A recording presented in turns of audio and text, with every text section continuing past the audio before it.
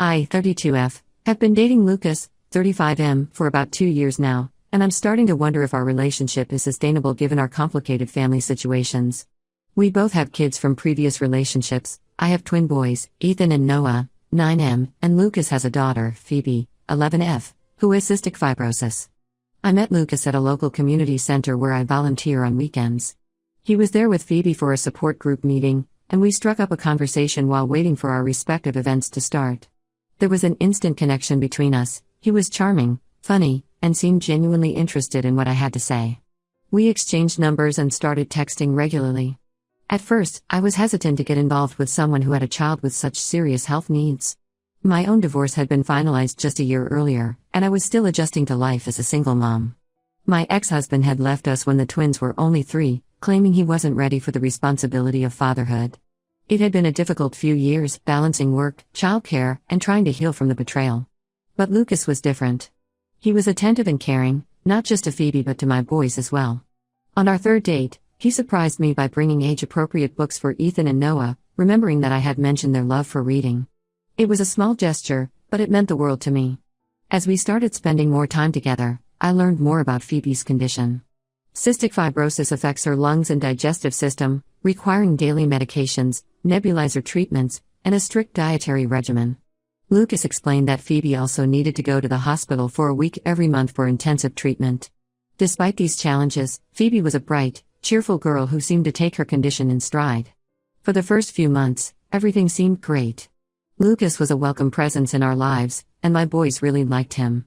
He would come over for dinner, help the boys with their homework, and even started teaching them how to play chess. It felt like we were becoming a real family. But as time went on, I started to notice how much Phoebe's condition affected our ability to do things together. Simple outings that I used to take for granted with my boys became complicated logistical challenges. A trip to the park had to be carefully timed around Phoebe's medication schedule. Movie nights were often interrupted by nebulizer treatments. Even dinner plans had to be flexible to accommodate Phoebe's dietary needs. Don't get me wrong, I understood that Phoebe's health was important. But I started to feel like my kids were always getting the short end of the stick.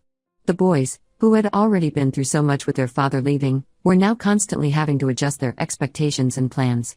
For example, last summer, we tried to plan a trip to a nearby water park. The boys had been looking forward to it for months, saving their allowance to buy souvenirs and talking nonstop about which slides they wanted to try.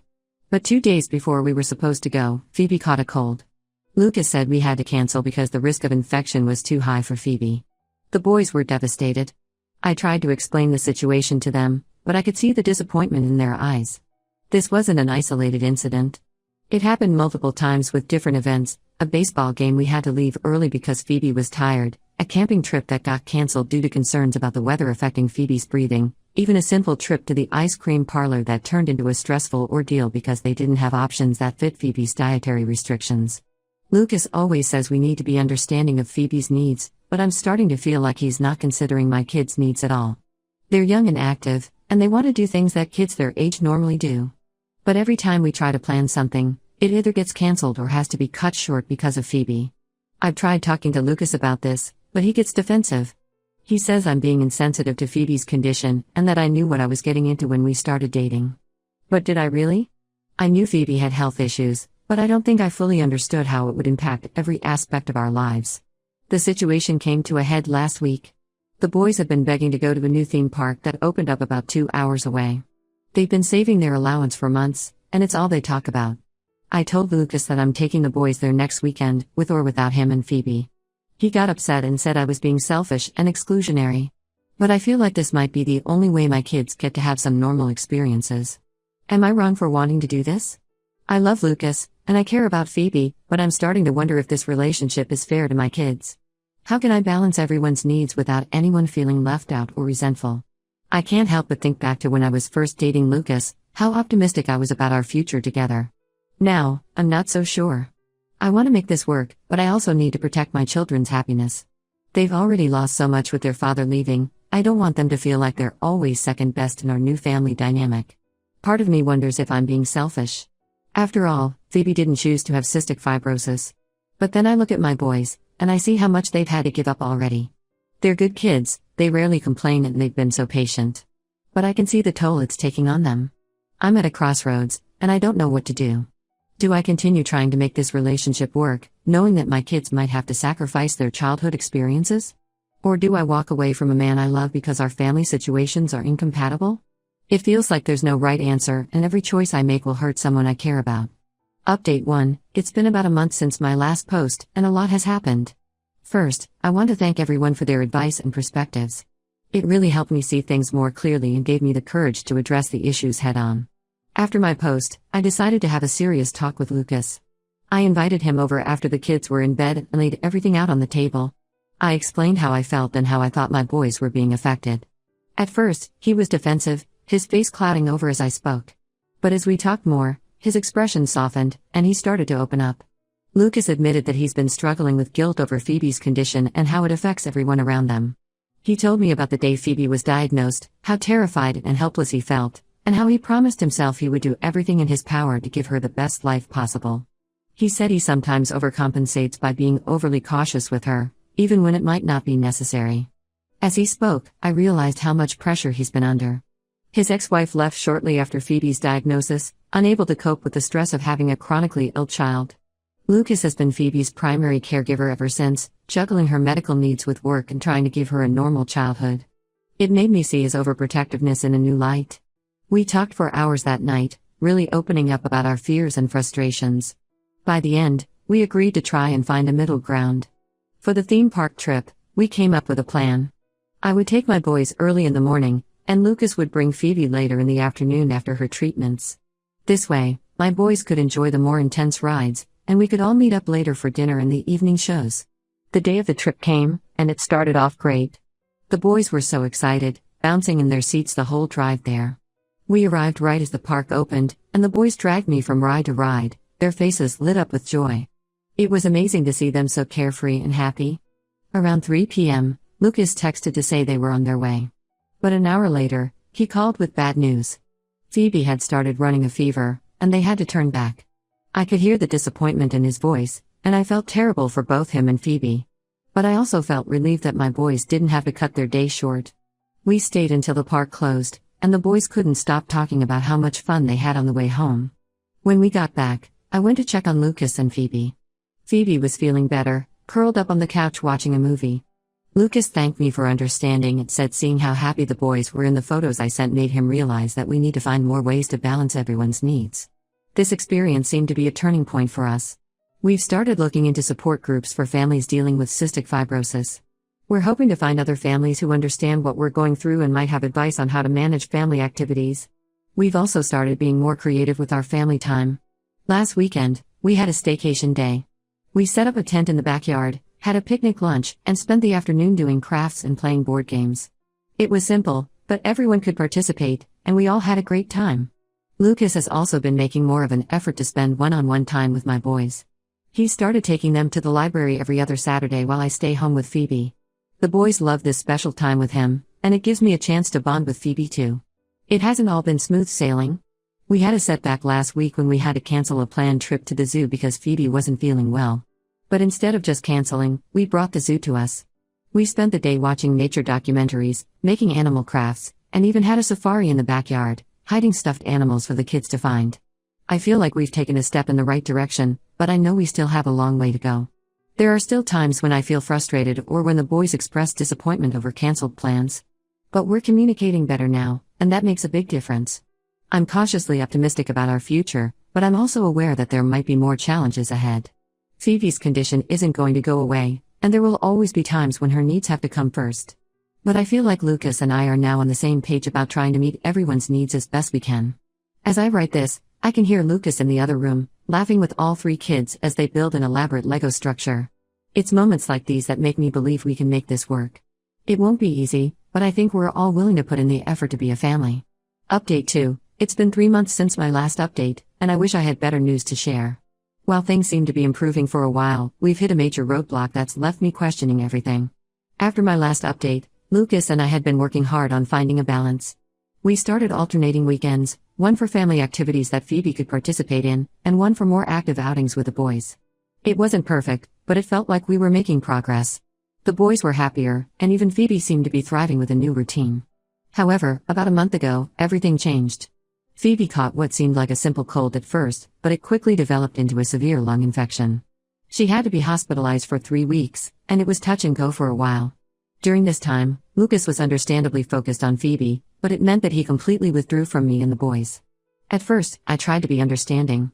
I sent supportive texts, offered to bring food to the hospital, and tried to keep the boys occupied so Lucas could focus on Phoebe. But as the days turned into weeks, Lucas became more and more distant. He barely responded to texts, and when he did, it was just to say he couldn't talk. It was hard on the boys. They kept asking why Lucas didn't want to see them anymore, and why they couldn't visit Phoebe in the hospital. I didn't know how to explain it without making them feel less important. I tried to keep things as normal as possible for them, but I could see the worry and confusion in their eyes. When Phoebe was finally released from the hospital, I thought things would get better. I gave Lucas a few days to settle Phoebe back at home, then reached out to see when we could all get together.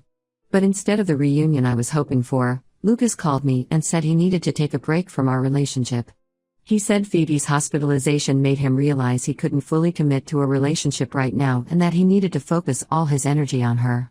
He talked about how scared he'd been of losing her, and how it made him reevaluate his priorities. I was shocked and hurt. I tried to reason with him, saying we could work it out, that the boys and I could help support them both. But he was adamant. He said it wasn't fair to me or the boys to be in a relationship he couldn't fully participate in. Now, I'm left trying to explain to my boys why they won't be seeing Lucas or Phoebe anymore. They are confused and upset, and honestly, so am I. I understand Lucas's position to some extent. I can't imagine how terrifying it must have been to almost lose Phoebe. But I can't help feeling like we're being discarded because we're not as important as Phoebe. I'm struggling with feelings of resentment, which then make me feel guilty. I know Phoebe's health is important, but I can't help feeling like Lucas used us as a distraction when things were going well, and now that things are tough, he's cutting us out. I'm not sure where to go from here. Part of me wants to fight for the relationship, to show Lucas that we can be a source of support rather than an added stress. But another part wonders if Lucas is right, maybe we're just not compatible given our different family situations. For now, I'm trying to focus on my boys and make sure they're okay. We've gone back to some of our old routines from before Lucas was in our lives, like Friday night movie marathons and Sunday morning pancake breakfasts. The boys seem to be coping okay, but I catch them looking sad sometimes, especially when they see things that remind them of Lucas or Phoebe. As for me, I'm trying to come to terms with the sudden end of a relationship I thought had a future. It's hard not to feel hurt and angry, especially when I think about how much effort I put into making things work. But I also know that dwelling on these feelings won't change anything. I'm not sure what the future holds for us. Part of me hopes that Lucas will realize he made a mistake and come back to us. But another part of me wonders if this is for the best, if maybe this whole situation was just too complicated to work out in the long run. Update 3. It's been 6 months since my last update, and I wanted to share where things stand now. After Lucas ended our relationship, I spent a lot of time focusing on my boys and myself. We went to family counseling to help the boys process their feelings about the breakup, which was really helpful. The counselor gave us tools to communicate better and help the boys understand that the breakup wasn't their fault. During this time, I threw myself into work and the boys' activities. We joined a local sports league, started taking weekend trips to explore nearby towns, and even adopted a dog from the local shelter. Slowly but surely, we started to find our new normal. About 2 months ago, out of the blue, Lucas reached out to me. He asked if we could meet for coffee, saying he wanted to talk. I was hesitant at first, but curiosity got the better of me, and I agreed. When we met, Lucas looked tired but somehow more at peace than I'd seen him in a long time. He started by apologizing for how he handled things. He explained that during Phoebe's hospitalization, he had been overwhelmed with fear and guilt. He realized he had pushed us away out of fear, not because he didn't care. Lucas told me that after Phoebe recovered, he started seeing a therapist to work on his anxiety and guilt surrounding her condition. He also joined a support group for single parents of children with chronic illnesses, which he said has been eye-opening. He's learned coping strategies and ways to balance Phoebe's needs with his own life. He said he'd been doing a lot of thinking and wanted to try again if I was willing. He missed us, not just me, but the boys too. He talked about how much brighter his life had been with us in it, and how he regretted pushing us away. I was cautious but agreed to take things slow. We started with just the two of us spending time together, then gradually included the kids in some activities. It's been challenging, but I can see that Lucas is really trying to find a balance. We've had some frank discussions about expectations and boundaries. I made it clear that while I understand Phoebe's needs are important, my boys' needs matter too. Lucas has been more open to compromises, like arranging for Phoebe to stay with her mom or a trusted caregiver occasionally so he can join us for activities she can't participate in. The boys were initially wary when Lucas came back into our lives, which broke my heart a little. They'd been hurt before, first by their dad leaving and then by Lucas's sudden departure. But Lucas has been patient, spending one-on-one time with each of them and slowly rebuilding their trust. It's not perfect, and we still have our struggles. Last week, we had to cancel a planned camping trip because Phoebe caught a cold. But instead of it turning into a major issue, we adapted. We set up tents in the backyard, had a bonfire, with proper precautions for Phoebe's breathing, and spent the night stargazing. It wasn't the trip we planned, but it was still special. The boys are happy to have Lucas back in their lives, and they've been surprisingly understanding about the situation with Phoebe. I think the family counseling really helped them process their feelings and develop empathy.